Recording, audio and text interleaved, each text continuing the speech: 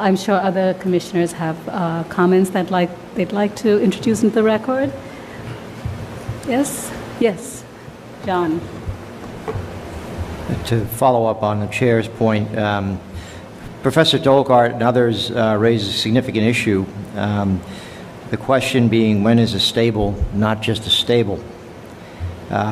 Recognizing cultural landmarks can, and in this case does, trump the historical and architectural value of the building that you're discussing. Frank Vagnone, who's the executive director of the Historic House Trust, teaches us in his Anarchist Guide to Historic Houses that buildings live and change and transform for many, many reasons, some of which are architectural, some in usage, some in size, some in context. In this case, it can be as well a cultural reason.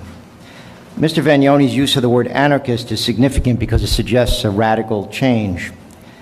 Someday, this cultural concept that calls us here today will not be the bailiwick of anarchists. It will simply be a part of our cultural and social heritage, plain and simple. And it will turn out that a stable is actually much, much more than a stable. Thank you, John. Are there other comments? All right. In that case, we can move to decision. Oh, yes. Sure. May I? I'm sorry. Don't be sorry. I'm sorry. You know, we all have either lived or ventured through the village, and you know, this ain't a pretty building. It ain't a pretty piece of architecture. Every time I look at it, I'm reminded of a line from Boys in the Band, who some are old enough here to actually remember that play. Who is she? What was she? What does she hope to be? This building represents so many things, and you know, in light of the recent events in Charleston, I'm continually reminded that someday we will be all more human.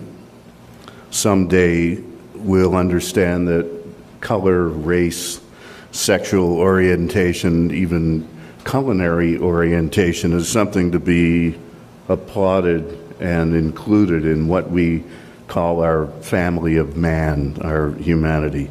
This fantastic spot represents that period of strength and dignity for the LGBT community that absolutely deserves our designation and protection. Thank you so much, Michael. Yes, Michael.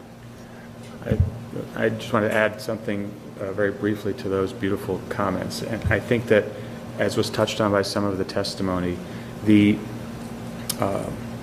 designation represents a challenge and an opportunity for us as a commission. And that challenge is starting to grapple with the cultural designation, designating cultural landmarks that aren't necessarily worthy because of their aesthetic or architectural provenance. And I think that it's a really great opportunity. First, it's a great starting point, such an important, world-important building.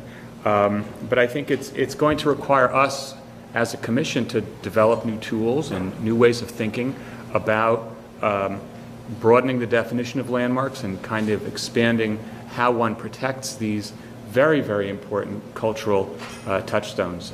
And I look forward to it, and I think it's a great next step for the next 50 years. Thank you. Are there any other comments? All right. I'd like to, of course, thank all my commissioners, and we can move to designation.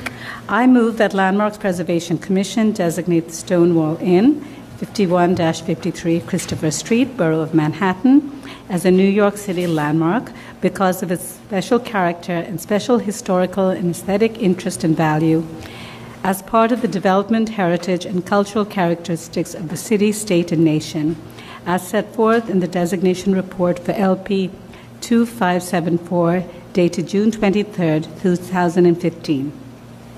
I also move that Borough of Manhattan Tax Map Block 610, Lot 1, in part, consisting of land on which the buildings at 51-53 Christopher Street are situated, be designated as a landmark site. Second. All in favor? Aye. Any opposed? All right, Stonewall Inn is now a designated landmark.